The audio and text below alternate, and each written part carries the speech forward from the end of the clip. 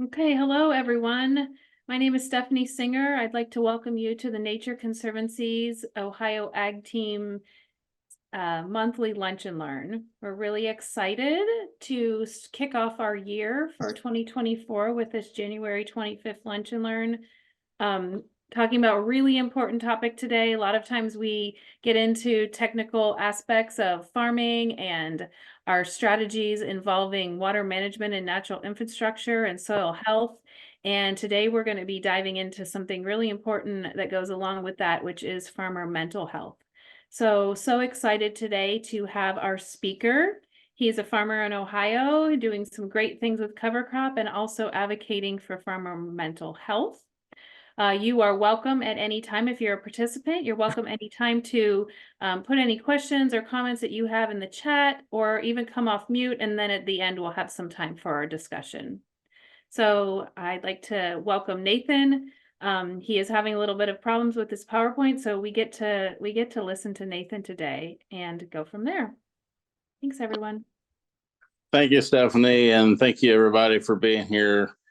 Again, I apologize. I had a nice PowerPoint presentation, and you know how technology is sometimes. When it works, it's great, but when it doesn't want to work, it doesn't want to hook up to everything else, then it's really a pain in the hind end. So appreciate the invite to share a little bit with you about mental health and why it's important, why we're talking about it, and a little bit of what you guys can do to help your own mental wellness. And then also, I want to talk at the end a little bit about a survey that we've got going on that I would love for you guys to take the time to participate in. So, again, my name's Nathan Brown. I farm here in Southern Ohio with my wife. We have twin boys that are 13 years old, and my little daughter, she's 11, turned 12. So as you guys can imagine, between the farm and kids and family, it keeps us plenty busy. And so what is mental health? Why is mental health important to us? Basically, mental health is your emotional resilience. It's how you can meet life, or how you meet life's challenges on a daily basis. Basically, how you can be a part, that you can be a part of a functioning person in society. A lot of times when you think about mental health, you think about common mental illnesses or conditions. Something that maybe you guys have had issues with, or had some dealings with: anxiety, depression, PTSD, dementia. Those are all kinds of illnesses or conditions with mental health. And really, mental wellness, I always want to talk about mental wellness more than I do mental health conditions, because mental health wellness refers to really coping with the normal stressors of life, being productive, and being able to contribute positively to one's family, work, and community. And then on the farm, you guys all know that there's lots of things on the farm that can affect our mental health. We're presented with so many challenges on a daily basis: marketing, weather, politics, access to land and capital, farm transitions. They cause a lot of mental health, can cause a lot of mental health issues. Social expectations, family expectations. What does your family expect from you, or socially, what does the public expect from us as farmers? And then, of course, you guys all know we all farm. We have spent a lot of time in a little 4 foot by 4 foot box, and that isolation is something that can really trigger mental health issues, conditions. And so, as you guys are out and about, I I guess I should go back and say that in this, I am not a mental health professional. I am nothing more than a farmer that has seen both in myself and my neighbors that issues have come up and arisen, and felt that it was necessary to lift these things up. I have been through QPR training, question, persuade, and refer, um, and also I'm mental health first aid certified. So those are both two really good courses that you guys can take that help you be prepared when you run into instances with either yourself or someone around you, and to be able to help those people get the research or get the necessary help that they need. So when you guys are out and about, pay attention to what's going on. If you pull into somebody's farm that you know that you haven't been at it for a while, and you notice things are not in the same condition that they normally are, lack of care to livestock and crops, somebody's desired, just has no desire to be better or to grow. Pay attention, the eating and sleeping habits, are they more or less than normal? When you come across somebody that, all of a sudden wants to yell and fight a lot, that's not normal, speak up and say something. I know a couple years ago, I had a friend of mine call me, and it was out of the blue. And he said, "Hey, I got hogs out. Would you be willing to come over here and help me get the hogs back in?" And Brandon lives about 5 miles from me, so it's not like he's just my next door neighbor. But so I went, and I pulled in the barn lot, and by that time he had already gotten the hogs back in the lot and was working on fixing the fence, and I helped him get the fence put back up. And then he kind of just wanted to shove me out the door. And I thought, this is not the same Brandon that I was used to. I noticed as I pulled into the barn lot, that things were out of order.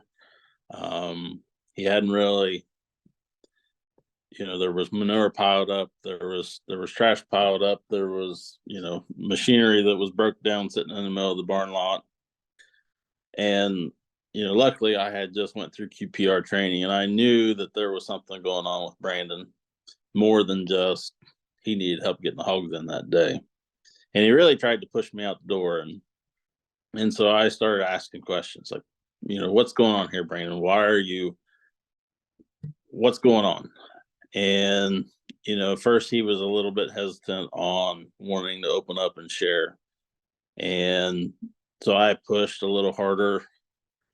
I said, I started pointing out the things that I was seeing around there. And then he started talking. And I sat there and I listened, and I realized that he had called me because he needed a friend. He needed somebody that he could talk to, that wasn't going to be there to judge him. And I just let him talk for probably the next almost hour. And it got to the point where he just had went down this rabbit hole with me, and it had kind of gotten pretty deep and pretty dark. And I asked him, I said, and he's the only person that I've asked, are you thinking about hurting yourself? And luckily that day he said no, but he said, I have in the past. And when you have somebody that has just opened up and shared and bared everything, and then to tell you that they have thought about hurting themselves in the past, that's rough. And so I asked him, I said, well, have you been to see somebody? Well, I went once, talked to him, kind of helped, but really didn't help me much. And I said, well, Brandon, would you be willing and able to go talk to somebody again. And I said, I said, if you need somebody to go with you, even I said, I'm more than willing to go, to hold your hand, whatever you need. And he said, well, he said, I've been thinking about getting another appointment. And he said, I will go in and make that call and make that appointment. And so, talking to Brandon, I felt like he was in a pretty decent place when I left that night, but I was very concerned, and I had let his wife know, just to keep an extra eye out on him that night.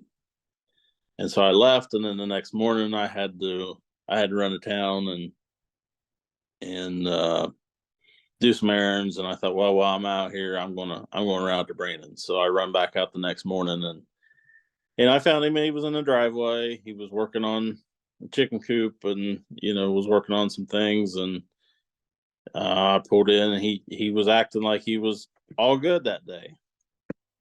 And I asked him. I said, "Well, Brandon," I said, "Did you make that appointment?" And he said, "Well, no." He said, I didn't make it." I said, "Okay." I said, "Well, Brandon," I said, "you need to go. You need to make sure that you're taking care of yourself, because mental health is just as important or more important than your physical health. And we're all willing to go to the doctor when we've got a cold or if we've got a broken bone. But when it comes to our mental health, our mental wellness, we don't always want to take care of those." And so I sat there and I told him, I said, "I'm not leaving until you make this phone call." And so he made the appointment. And it was a few days later before he could actually go. And so I knew when it was. I said, "Do you want me to go with you?" "No." He said, "I can go." And so after his appointment that day, I knew I needed to follow up with him. And I was continuing to follow up with him every day. But and I asked Brandon, I called Brandon that day after his appointment, and I said, "Well, how did it go?" And he said, "There's this really big stigma around mental health." And he says, "Even though I knew that I needed to go to talk to these people, and even though that this place that I was going was clear out in the far corner of the county, and somewhere where I didn't think that I would know anybody." So I got ready to pull in the driveway, and there's a pickup truck sitting there that I recognized. And he said, I went right on up the hill." And he said, then your voice popped in my head. And he said, I realized that you were right, and I need to go see somebody. And if those people that owned that pickup truck were brave enough to go in there, then I was going to be brave enough to go in there. And so he did. And he went for several months there, regularly, and got himself back to where he was able to function. And he is actually has become one of their biggest advocates for being willing to seek mental health professionals.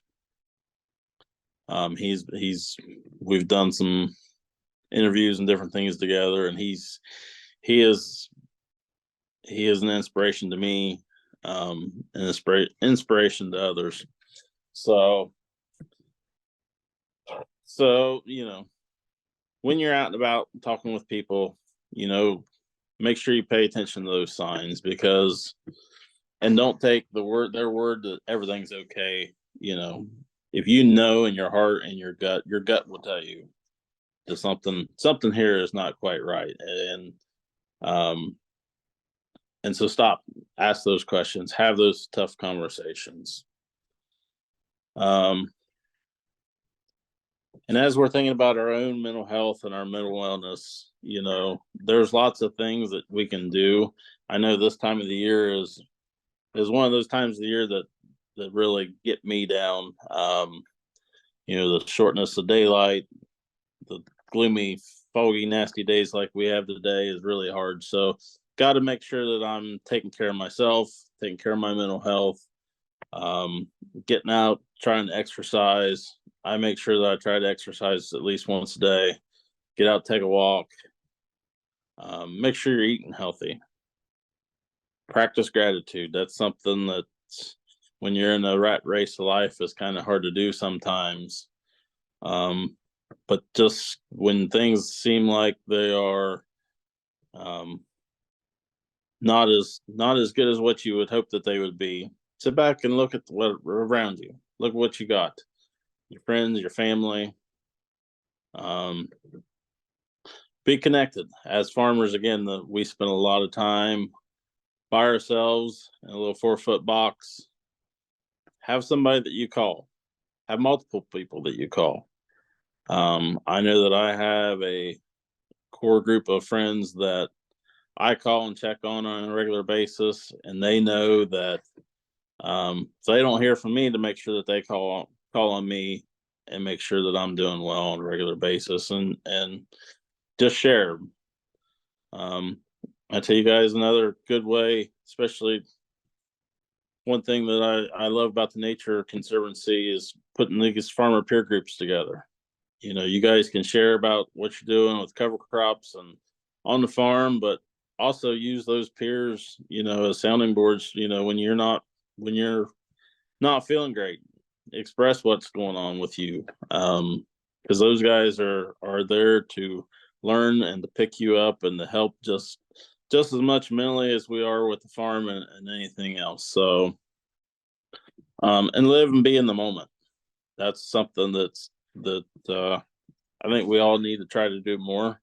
We're always worried about the rat race going on around us, and we forget to live in the moment. So, there's lots of things that in this life that you can't control, and you need to just sit back and realize that, because your mental health is as important as your physical health, and your mental health matters. So make sure that you're checking on yourself. So I guess one thing I wanted to bring up, in Ohio,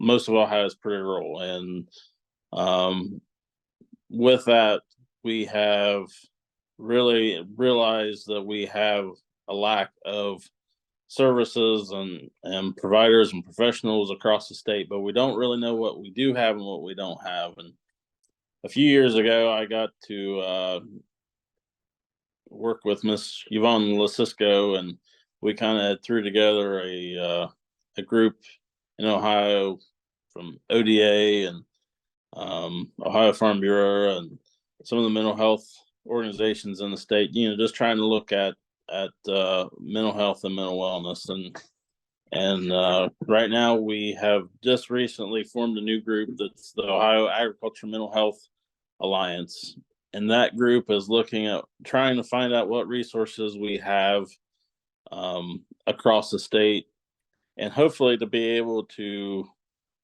bring more resources, both physical, as providers into our rural areas that are lacking, and also money and trainings and different things. And so there's a survey.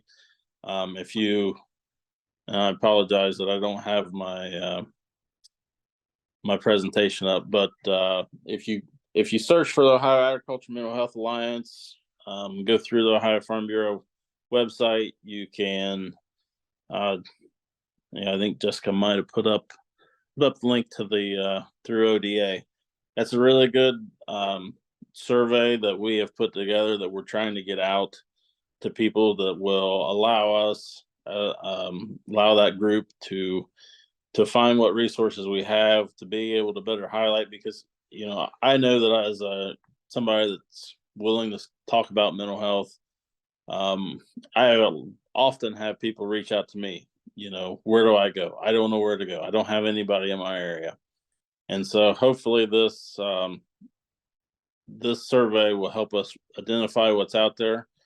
Also, the American Farm Bureau has a really good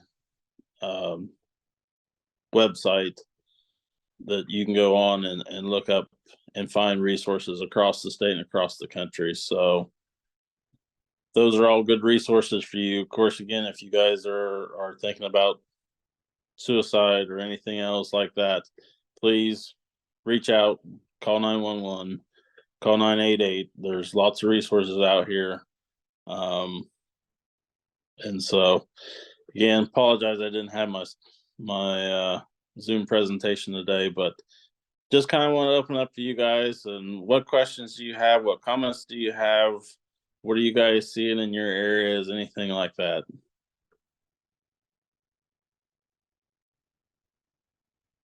I'll start with a question, Nathan. Hi, first of all.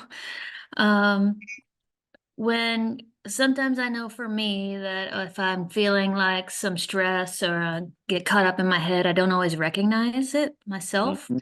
Maybe somebody has to point it out. Are there, from your own experience or others you've talked to, are there ways that you can help self-identify if you're kind of starting to you spin or spiral a little bit? Are there little, I know it's different for everybody, but are there little things that you can kind of almost watch out for yourself of like, uh-oh, something's a little off here? So I know my personal experiences, whenever I start having uh issues, I'm one that's kind of starts getting angry faster. Um and a lot of times, my brain doesn't work quite as good as, I have a hard time remembering things. And it's like, maybe I need to step back and to focus a little bit more effort on myself. Um, because I'm involved in a lot with kids and the farm and outside of the farm. And so you can get to putting too much effort in things around you and not enough in yourself. And you just feel it. And I know when I feel those times coming on, I got to step back, take a breather, and really focus back on myself. And that may just be picking up the phone and making a phone call to a friend or a neighbor or somebody just to talk about what's going on. And that may also at times be picking up the phone call and making an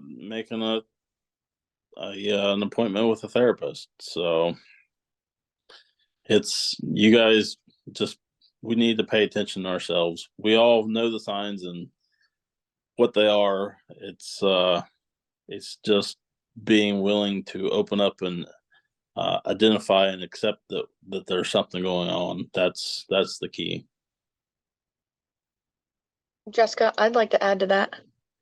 One of the things that I think is sometimes hard for women to do is like you wake up and if you have kids, like you're immediately doing something with your children, whether it's getting them on the bus or getting them off to school or helping them find the right sock to put on or the right shirt to go with the pants that they want because your daughter decides that she's going to change 7 times before she goes to school.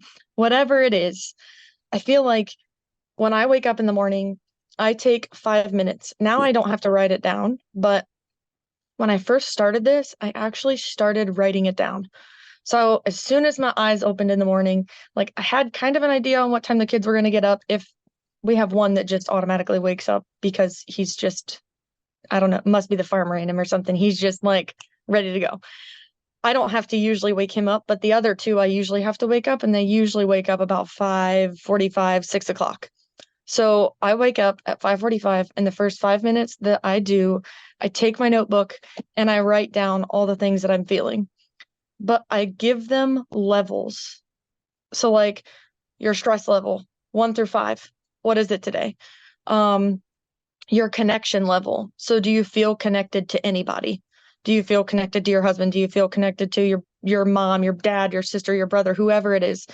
If you don't feel connected, that's one of the first signs that you're starting to like plummet into the hole, right? If you are extremely stressed, that's another thing that can be kind of a big, you know, thing to self-identify. Once you get to that point where you're like checking in with yourself and you're writing it down, usually it takes 4 weeks to kind of make a habit or whatever.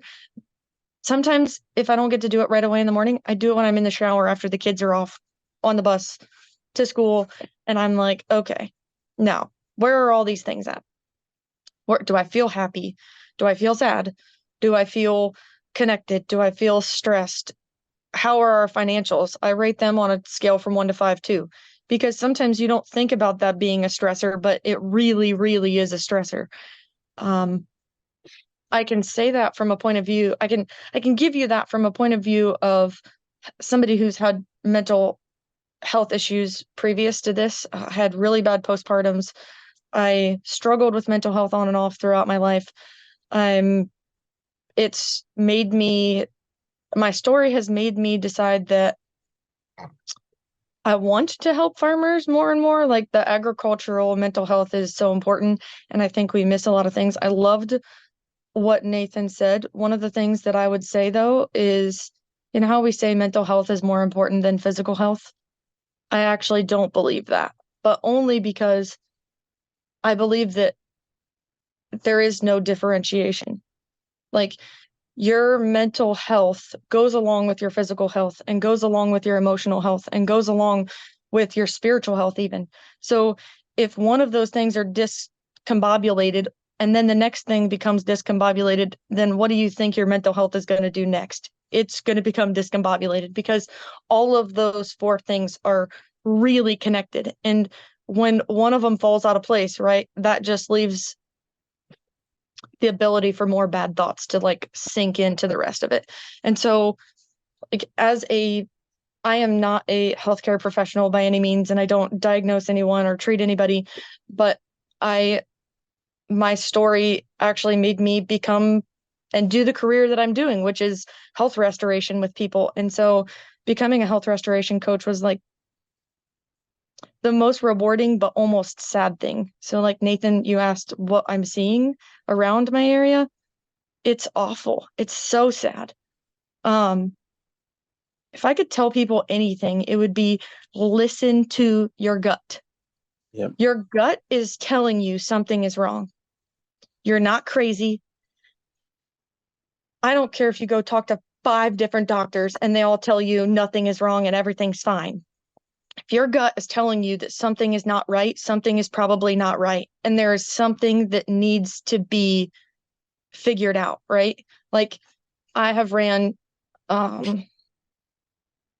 recommended thyroid testing or hormone testing or gut health testing. I have recommended inflammation testing to people. And literally every single time they have a gut instinct that something is wrong. And they're like, oh man, I really believe it's in my stomach. That's what starts. The really bad pit in my stomach starts to happen. And then I get that feeling where I'm starting to, the hole is starting to gobble me up, you know? And I'm Yep. like, if you start getting that feeling, you're like, okay, something's wrong. Like listen to it, but then don't stop until you find somebody who's going to listen to you. So whether that be a therapist or your friend or a health restoration person that's more on the alternative side of things, whatever it may be, right? Like I've gotten to the point where I now see people virtually. So like I don't even have to be in your area. And there's a lot of people like me. So if you don't jive with me, find somebody else that you jive with.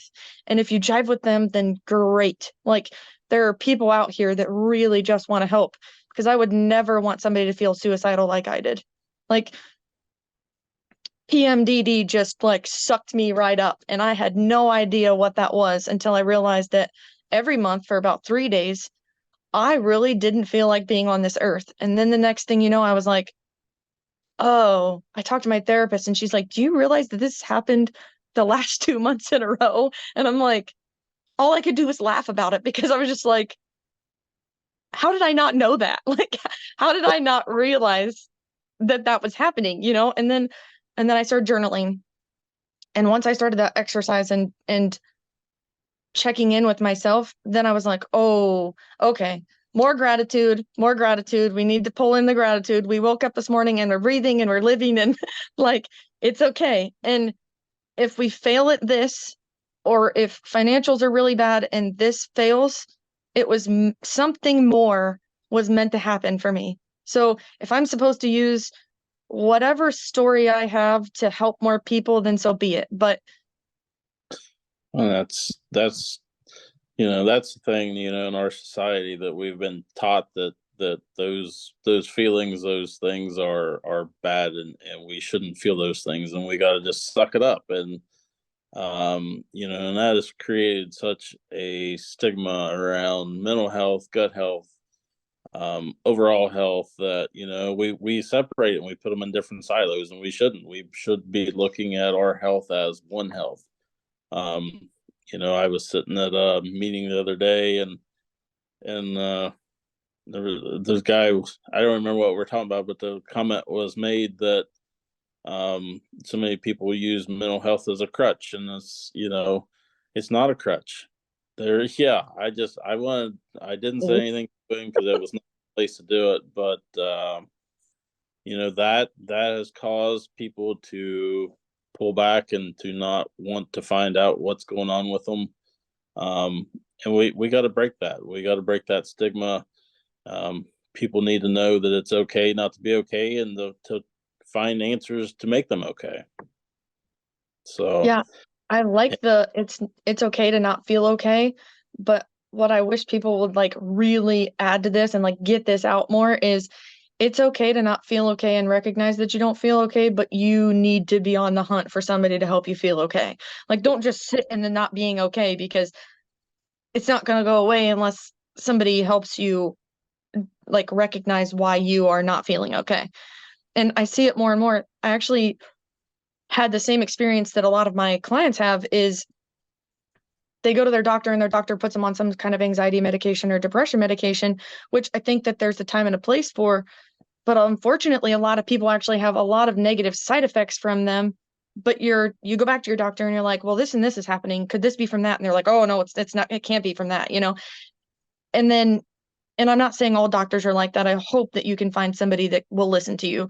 But in my case, I didn't have that. They were like, oh, well, that doesn't cause that. It doesn't say that that's a possibility. I'm like, well, and I know that this gets even deeper, but like, if it affects your sex drive or something like that, then that affects your connection with your spouse, and then that affects your connection as in your marriage, and then the next thing you know, like that all just spirals. And so there are a lot of other things I feel like that are symptoms that yeah, you don't even intertwine or even weave together. You think, oh, well, my hormones don't have anything to do with my mental health. Well, they really do, especially because they have everything to do with the connection that you have with other people around you. And so